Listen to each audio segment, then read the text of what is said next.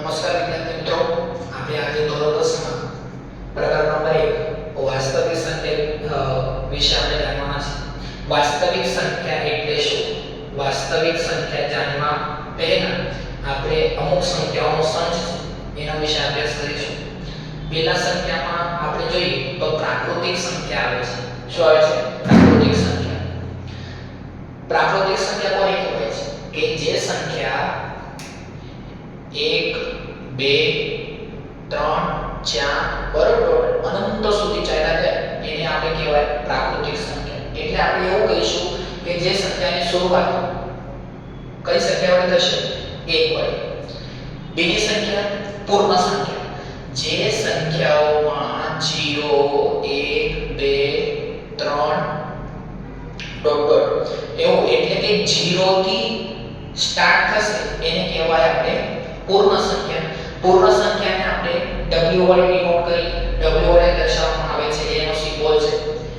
બીજું પૂર્ણાંક સંખ્યા. પૂર્ણાંક સંખ્યાને ડિનોટ કરે છે આપણે j વડે. બરાબર. હવે પૂર્ણાંક સંખ્યા જે છે એ ચાલુ થશે ઋણ 3 ઋણ 2 ઋણ 1 0 1 2 3 બરાબર. અહીંયા પણ અનંત સુધી ચાલે. એટલે પૂર્ણાંક સંખ્યામાં ઋણ સંખ્યાનો સમાવેશ થશે, શૂન્યનો સમાવેશ થશે અને ધન સંખ્યાઓનો સમાવેશ થશે. આને કહેવાય પૂર્ણાંક સંખ્યા. 4 નંબર સમય સંખ્યા કોને કહેવાય છે? સમય સંખ્યા એટલે શું? જે સંખ્યાઓનો સંચને p છે q સ્વરૂપમાં લખી શકાય એને આપણે સમય સંખ્યા કહીશું. સમય સંખ્યાને આપણે 3/4 5/6 9/10 બરાબર આવી સંખ્યાઓને આપણે સમય સંખ્યા કહીશું. અને લાસ્ટ અસમય સંખ્યા એટલે શું? કે આવી સંખ્યા કે જેને p છે q સ્વરૂપમાં આપણે લખી ન શકાય બરાબર એને આપણે કહીશું અસમય સંખ્યા. અસમય સંખ્યા તમને MCQ માં પૂછી શકાય કે પાઈ એ સમય સંખ્યા છે કે અસમય સંખ્યા છે? તો પાઈ શું છે? અસમય સંખ્યા છે. વર્ગમૂળમાં 8 વર્ગમૂળમાં 3 બરાબર આવી બધી સંખ્યાને શું કહેવામાં આવે છે? અસમય સંખ્યા કહેવામાં આવે છે. ઓકે. હવે આપણે પ્રકરણમાં આગળ જઈશું એના પહેલા આપણે આ તો ભણી ગયા કે પ્રાકૃતિક, પૂર્ણાંક, પૂર્ણ સંખ્યા, સમય સંખ્યા, અસમય સંખ્યા બરાબર. તો આ જે બધી સંખ્યાઓ છે આ બધી સંખ્યાઓનો જે ગણ છે બરાબર એ મળીને શું તૈયાર થાય છે? આપણું જે મેઈન પ્રકરણ છે વાસ્તવિક સંખ્યા એ તૈયાર થાય છે. ઓકે. તો વાસ્તવિક સંખ્યાને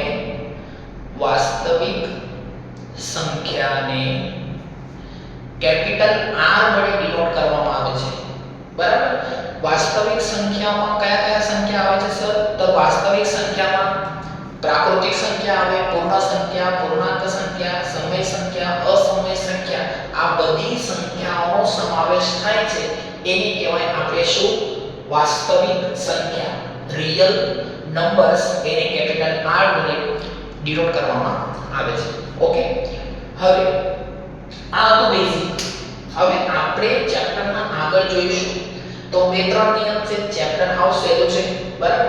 એટલે આપણે બે ત્રણ નિયમ છે, બે ત્રણ સૂત્ર છે બરાબર. કયા નિયમ છે? અમુક નિયમ પણ છે એ આપણે આગળ જોઈશું. તો પહેલો છે ગુસાઅ AB ગુણ્યા લસાઅ AB અને બરાબર A ગુણ્યા B. એટલે શું સર? તો જો અમુક બે સંખ્યાઓ બરાબર માની લઈએ આપણે 24 બરાબર દાખલા તરીકે લઈએ 24 અને 25 બરાબર. 24 અને 25 હોય તો એનો ગુસાઅ કાઢવાનો બરાબર, એનો લસાઅ કાઢવાનો. આવી ગયું. ગુસાઅ અને લસાઅ બંનેનો ગુણાકાર કરવાનો અને a અને b માં શું આવશે? 24 અને 25 આ બંનેનો ગુણાકાર અને જે તમારો ગુસાઅ અને લસાઅ જે આવ્યો હોય એ બંનેનો ગુણાકાર બરાબર કેવો આવવો જોઈએ? સરખો આવવો જોઈએ. એને બરાબર આપણે આગળ દાખલા કરીશું એમાં વધારે ખબર પડશે. બીજામાં છે જો p અવિભાજ્ય સંખ્યા હોય અને a² એ p વડે વિભાજ્ય હોય તો a પણ p વડે વિભાજ્ય છે. સર કઈ ખબર પડી નથી. જો આપણે સેન્ટેન્સને અર્થઘટન લઈએ.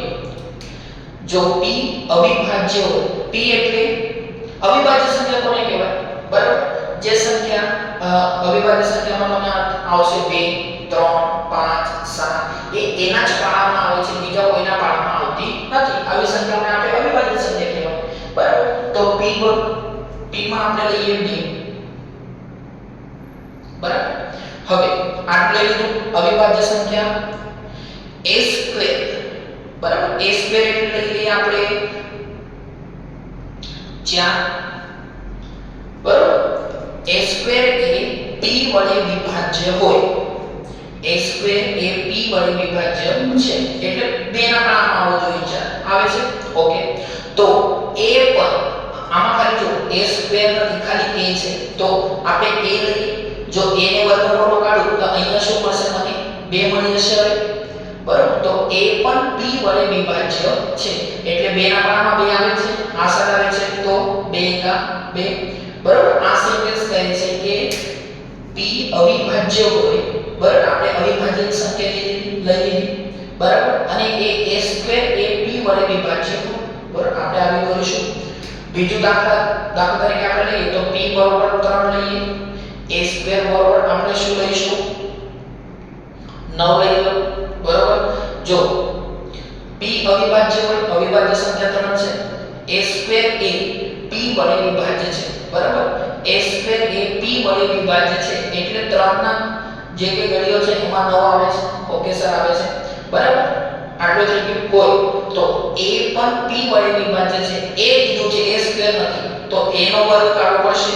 જો a નો વર્ગ કાઢીશું તો અહીંયા શું મળશે? 3 3 એકા 3. બરાબર, આવી રીતના આવશે. બીજું ઉદાહરણ લઈએ તો p બરાબર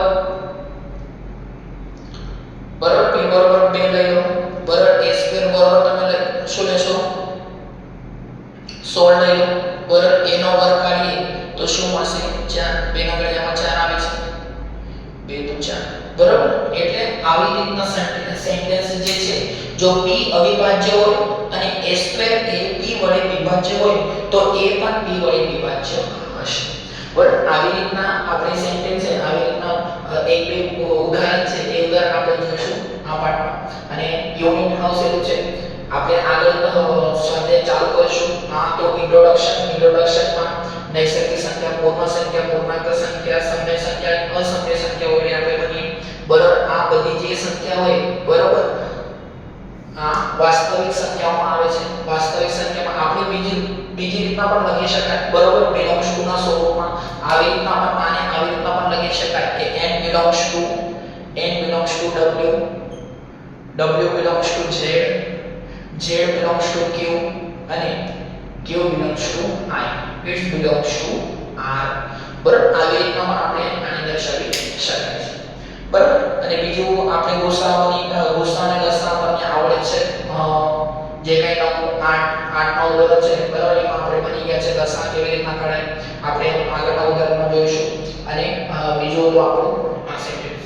બરાબર, આવી રીતના આગળના આપણે સ્વાધ્યાય 1.1 ચાલુ કરીશું.